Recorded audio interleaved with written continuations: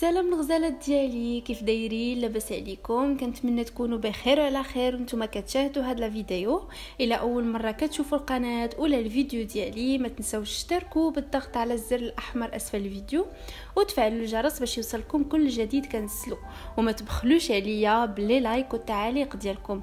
اليوم جيت لكم فيديو جديده كيف العاده. اليوم غنقدم لكم فطائر مالحه بحشوه اقتصاديه وعجين اقتصادي بمكونات متوفره في كل بيت، والطريقه بطبيعه الحال سهله.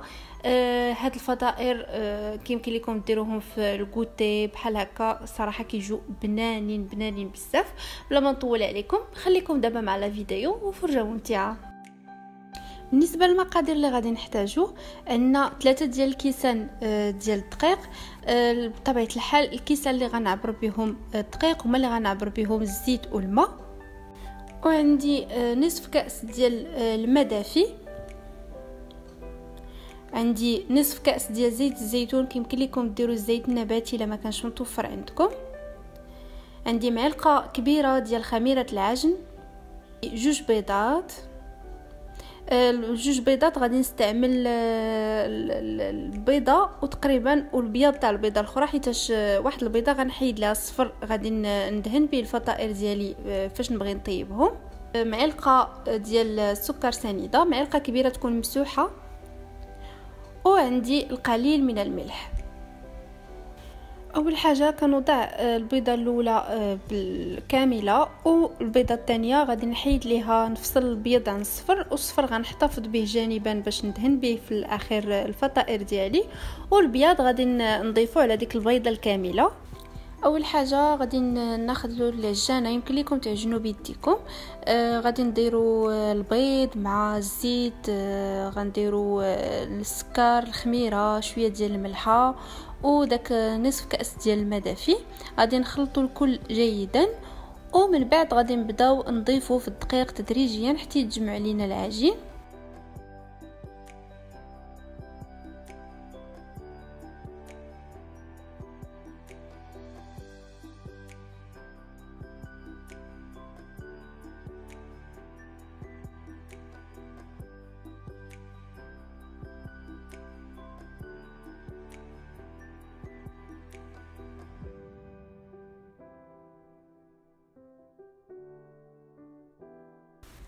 من بعد ما كيتعجن ليا العجين مزيان، غادي نديرو في بلاستيك غذائي وغادي نسد عليه.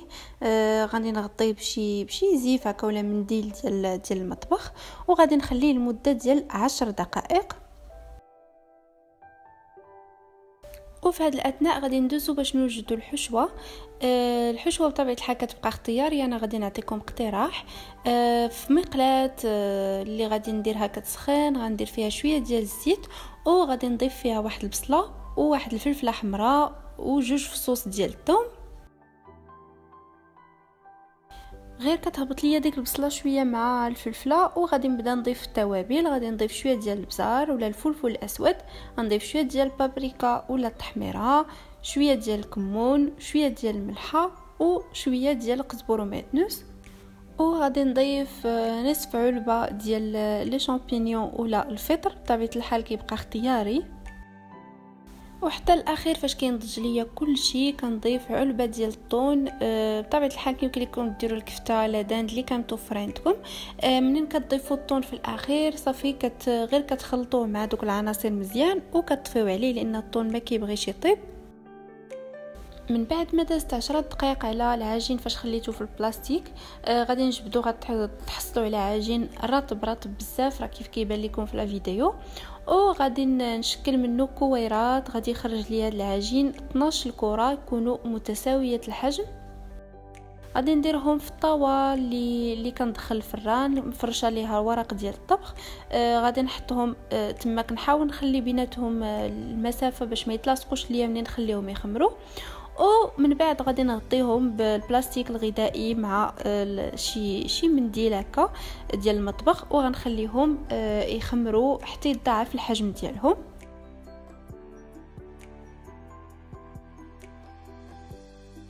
من بعد ما كيخمروا كيتضاعف الحجم ديالهم، غادي نجيب واحد الكاس اللي غادي يكون القاعده ديالو صغيره، وغادي نجيب شويه ديال الزيت اللي غادي نوضع فيه هذا الكاس باش ما يلصقش ليا بالعجين، وغادي نشكل بحال حفره هكا في الوسط ديال كل كويره كيف كتشوفوا في لا فيديو.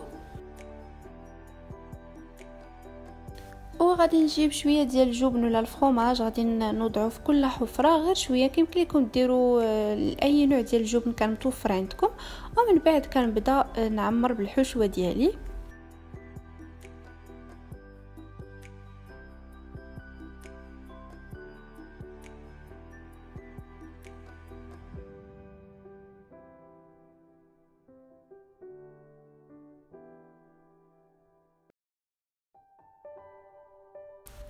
وغادي نجيب داك اصفر بيضه اللي كنت احتفظت به، غنضيف ليه شويه ديال السكر باش يعطيني داك اللون الذهبي، وغادي ندهن به جنيبات ديال الفطائر ديالي.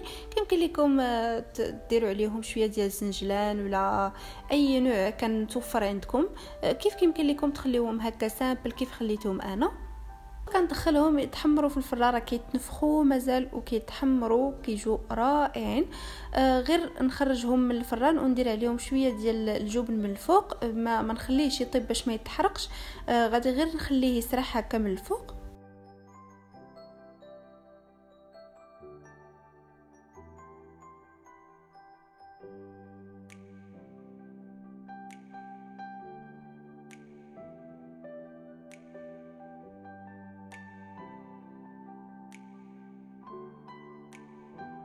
هنا كتسالي لا فيديو ديالي. كنتمنى الفطائر اللي قدمت لكم اليوم يكونوا نالوا الاعجاب ديالكم، وتجربوهم وتخلوا لي التعاليق وتصيفطوا لي الصور. بالنسبه للناس اللي كيشاركوا معايا الصور في الانستغرام هادشي كيفرحني بزاف.